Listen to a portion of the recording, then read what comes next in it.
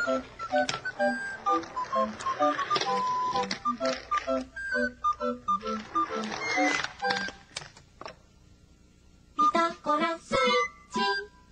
the neighbors, get the word out. Come on, crank up the music while the mountain is high. 377-3790. Let's get to Rick from Arizona. Hey Rick, how you doing, man? I'm doing well. I actually kind of got goosebumps. You're one of my heroes. Well, you know, there's a way to cure that. Yeah. Just get to know me. Is it some kind of soap or? No, just get to know me. Hey Cameron, you know me. Are you you're really thrilled about knowing me? Oh, thumbs up, he said. Are you nervous? No, he's not nervous. He doesn't care. Not Cameron, the guy behind the window. Nah, no big deal. My wife isn't impressed anymore. Yeah, well, you know, you get to know somebody over a long enough period of time. I'm sure it could happen. Yeah, that's true. So what's up, big guy? Not much. I'm gonna jump around a little bit. That's fine. I'm a believer. I'm not a skeptic, but okay. Just questions more than anything. Mm-hmm. I was listening to a debate recently. I can't remember either of the guys in the debate, but something that they brought up was Genesis 2:17. Okay. And specifically where, you know, God says, "Of the tree of knowledge of good and evil you shouldn't eat." Mm-hmm. And the skeptic's reply was that is good and evil actually knowledge of good and evil in the Hebrew? And then he asked that kind of rhetorically, and then he said, no, that the word, you know, the tree of the knowledge of good and evil is not in the Hebrew. It's just the tree of knowledge. And his whole point was, why would God want to create people and keep knowledge from them? I don't see the merit in his argument, but let's go. Wait. Back up. Let's go one thing at a time. He said, what was his first part? You shall not eat. His main point was, why would God create people and then hide knowledge from them? And well, wait a minute. Wait. Whenever I hear atheists, and that's an atheist type of an argument, whenever I hear their questions, I listen to what their question actually is asking, or the assertions within that question, and deal with those assertions to see if the questions are valid and logical and what the implication is of their question.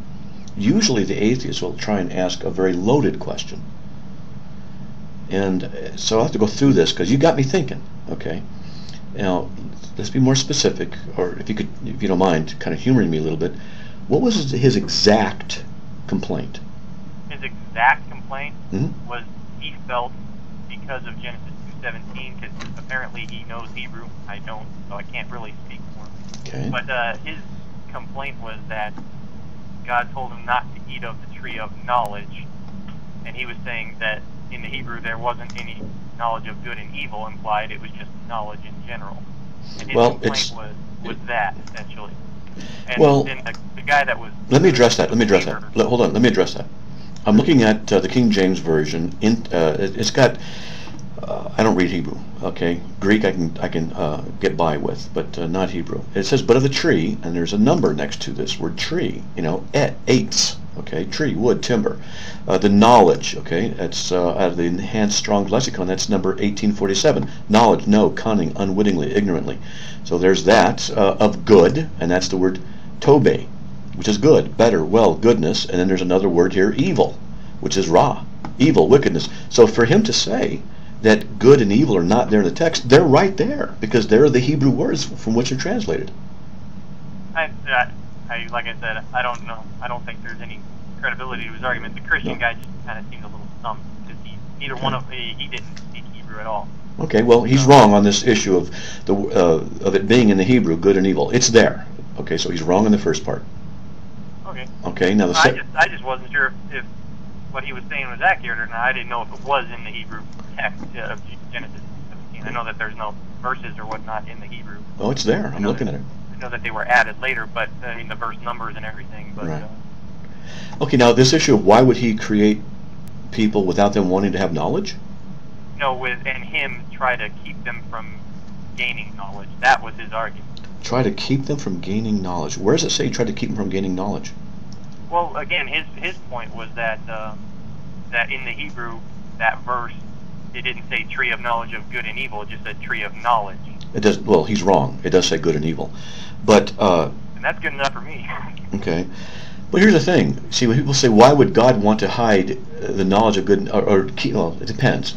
as a Calvinist, I know how to answer that, but he wouldn't like the answer. Well, but let's look at what he's saying. Because how sentences are framed are very, very important. We know you said, or what you said he said was, why would he try and hide knowledge from Adam and Eve? Right? Mm. Well, wait a minute. That doesn't make any sense. Knowledge is knowing things. Did Adam and Eve know God? Yeah. Did they know there were trees there? Did they know that each other existed? Yes. So God is not hiding knowledge from them. They have knowledge. So his statement is incorrect. His complaint it's not precise enough to be a valid complaint. Uh-huh. It's like saying, why would God not let them know anything? Wait a minute, they did know stuff. They knew that there was hot and cold and trees and each other and God was there. They did have knowledge. See, the question is very important. How's he wording it? And I tackle literally what they say. Mm-hmm. So now, if he means, why would he hide the knowledge of good and evil from them? Well, that's a philosophical question. Mm-hmm. And we could talk about that if you want, but I have a theory, but go ahead. Oh, no, that's more than good enough for me. Like I said, Okay. I didn't really see much merit to him, but I had two other things. Sure, go ahead. And now these are little statistics things for me. All right. On your website, how old was Jehoiachin when he became king? Yeah. In Second Chronicles, in Second Kings he was 18, or in Right. Second Chronicles he was 8. I have kind of my own little thing about that. I was going to ask what you thought about this, because that's one of the difficulties on your website. Mm-hmm. In 2 Kings 24, verse 8, when it says that he was 18 years old when he began to reign, Mm-hmm. Later on in verse 12, it says, in the 8th year, the king of Babylon, Nebuchadnezzar, took him. And took him into captivity, into Babylon. And then in 2 Chronicles 36:9, the other part of the story, when it says he was 8 years when he began to reign, then it says in verse 10, when that year was expired, then Nebuchadnezzar sent and brought him to Babylon. Is it possible that we're not dealing with an inconsistency? It's just one of them is talking about how old he was when he began to reign, the other one is saying when the king came and took him? Well, to be honest, I would have to look at what you're saying there, and so I would suggest email me the argument, and I'll just take a look, because I would have to, be quiet while I'm reading the text and looking at this and going back and forth. Don't have time to do that on the radio without there being dead air for a couple minutes. So Sure. Just something to throw out there. I don't see an inconsistency between those two, like some people think there are. Okay. And I especially don't. I mean, now again, I don't know Hebrew, so I can't really speculate as to whether or not there's a grammatical or a Right. copyist issue.